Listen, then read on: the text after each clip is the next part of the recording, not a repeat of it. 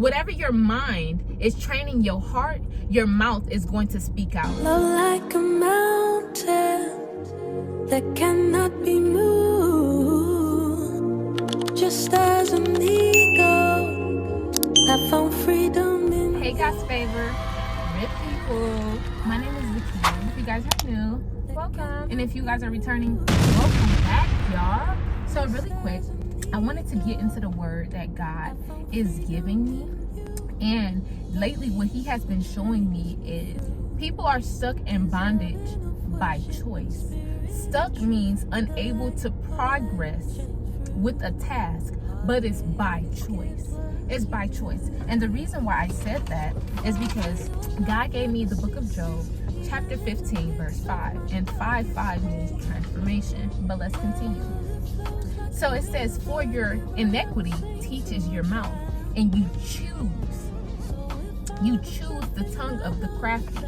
So what you are seeing and what you are allowing your mind to consume, it will eventually come out your mouth, because out of the abundance of the heart, the mouth will speak. So first it starts in the mind, and then the heart goes off of whatever the mind is saying. For example, that's like you being scorned by a lover, and a lover in the past had treated you wrong or incorrectly, but now every person that you go to moving forward, in your mind you still think that this person is going to continue to hurt you, because in your heart you're not healed.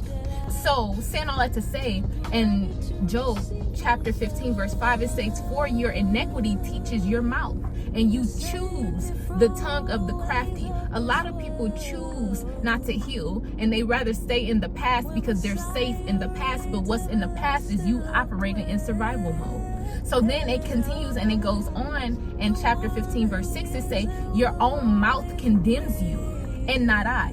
Yes, your own lips testify against you. From the abundance of your heart, your mouth is going to speak whatever it is that you're consuming, whatever it is that you see. That's like, kids are like sponges. So if the kid is seeing that the mom is putting on lip gloss, and she putting on makeup, and she putting on her heels, the baby is going to imitate exactly what they see the mom doing. But saying all that to say, in Matthew chapter 12 verse 34, it say, brood of vipers, how can you, being evil, speak good things? How can you, if you're evil in your heart, how can you speak good things? If your heart is not healed, how can you speak good things? So if your heart is not mended, then guess what? Hurt people is going to continue to hurt people, because your wound is not healed. So then it says, brood of vipers, how can you, being evil, speak good things? For out of the abundance of the heart, your mouth speaks. But your mouth is going off of whatever your mind has already trained your heart. Whatever you're being fed here, it makes its way to here, and then it comes out of here. People are unable to progress with a task and be in bondage by choice. And how you break this bondage, how you break this curse, how you break these generational curses, is you stop the pattern.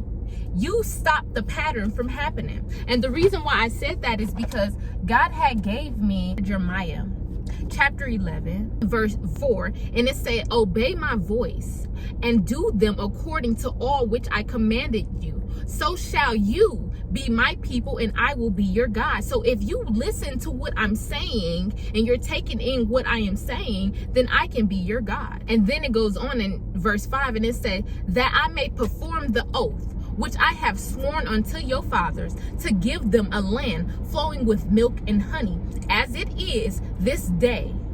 Then answered I and said, so be it, O Lord. So this generational curse and this cycle that continues to go on is because your people, your ancestors, the people before you, chose not to listen to what God is saying. And if you're not listening to what God is saying, your heart here is wicked. You're still selfish. You're not operating out of selfless energy. So everything that you are doing is in survival mode. So if you're in survival mode and you are producing other people who are also in survival mode, so the generational curse continues and the pattern continues until somebody rewires the pattern, and until somebody get the point and break the cycle.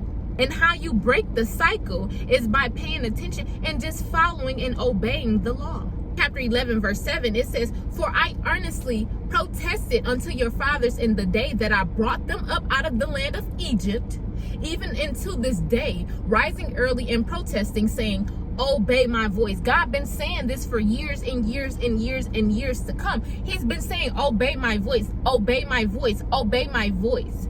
But your people, your ancestors, they have not been listening when God has been saying, obey my voice. So now you're trying to figure out, why is your family in poverty, or why is your family going through these trials and these tribulations? It's because they were not following directions. And the reason why they were not following direction is it was by choice and or lack of understanding, because their people did not teach them. So since their people did not teach them the knowledge of God, God say, if you train up a child, they will never depart. Saying all this to say, how you then become this generational curse breaker, or how you change the frequency of your family and the family that's meant to come, and you receive your inheritance that God has promised to you, which he had said, that I may perform the oath which I have sworn to your fathers.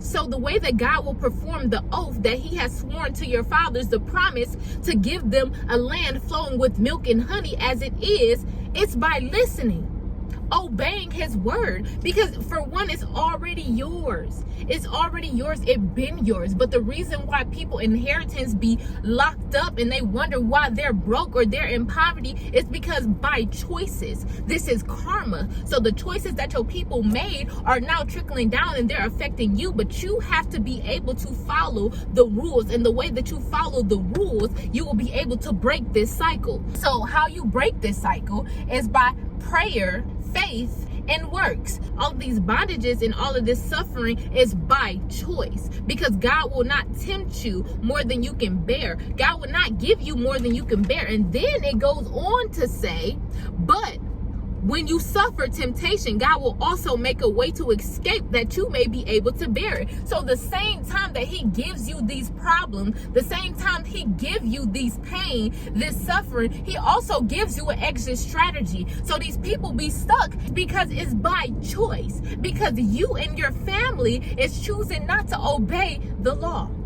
So the way that you break this curse, for one, is by prayer. Find a prayer or a scripture in the Bible that touches on whatever it is that is hindering you at this time. And then you add it to your prayers. A prayer is a request for help or an expression of thanks to God. The way that you break the curse is by requesting help from God. Prayers are part of your rescue operation to get you out of that situation. Number two, how you break this curse: faith.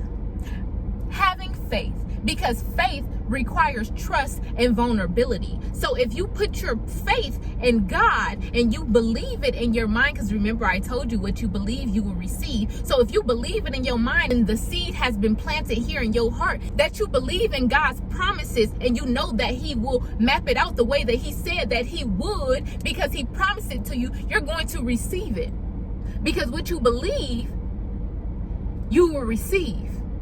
Because as you're believing this, you're changing the frequency. You're rewiring your mind. Because again, God said, do not be conformed to this world, but be transformed by the renewing of the mind. Because in Psalms chapter 46 verse 10, it says, be still and know that I am God. You have to know it here. Because once you know it here, you feel it here and then come out of here.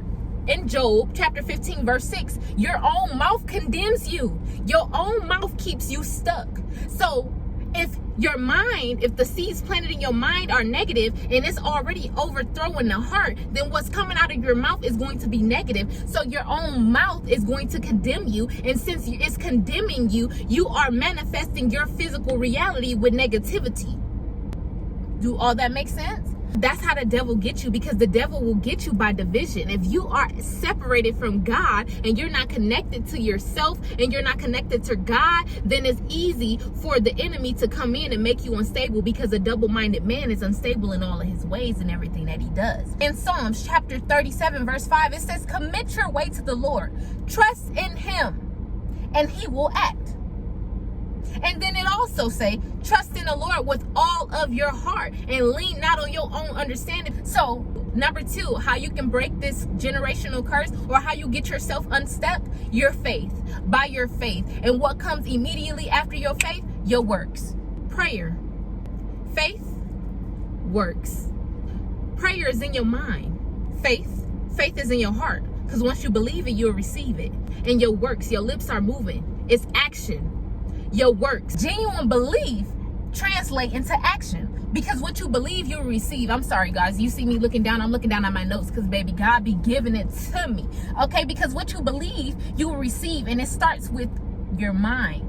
It starts with your mind and your heart. So the way that you are going to break out of these chains or get yourself unstuck or break this bondage that you may find you and your family in is by first praying. Praying is a part of your rescue operation, and praying helps you get out of the situation. 2, having the faith, because what you believe, you will receive. And then after having the faith, action should come immediately after. Immediately after. Because faith without works is dead. You can have the faith all day long. Oh, I believe, but where's the action? Where's the evidence to support your claim? Have evidence to support your claim. I love you guys. I hope this message resonated with you guys. Please stay tuned for whatever God has for me to deliver to you for the next time. If you guys agree with this message, you guys could always send me a nice little donation. They are accepted, but they are not required, to my Cash App, and it's going to be linked here. Fairy Boss Sister. I will see you guys in the next download. Bye, y'all.